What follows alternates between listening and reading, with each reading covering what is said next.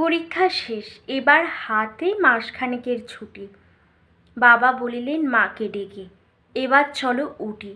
আমি বলিলাম, না না বাপি, উঠি অনেক দূর, এবার চলো সেই যেখানে আকাশ সমুদ্র। কোথায় সেটি? বাবা বলিলেন, বল না দেখি খুঁজে। আমি বলিলাম, বলতে পারি এক্ষুনি চোখ বুজে।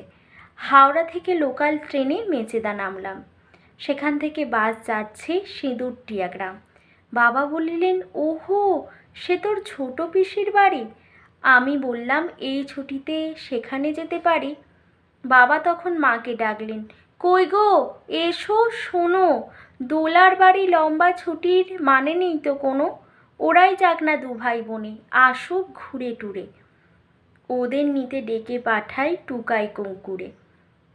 বোন বলল, নদী পেরোনো, হাঁটু ভর্তি কাদা, আমার যেতে ইচ্ছে তো নেই, যাক না একা দাদা। ওরা যখন ছুটবে মাঠে বিল্টু ও বঙ্কুতে, আমি তখন থাকবো ডুবে ফেলুদা শঙ্কুতে। অনেক টানা পুরিন শেষে ট্রেনের পরে বাসে নেমেই দেখি হলদি জলে মেঘেরা ভেসে আসে। একটু পরে তাকিয়ে আমি মেঘগুলোকে খুঁজি, ওমা, ওই তো রঙে রঙে দোল খেলছে বুঝি।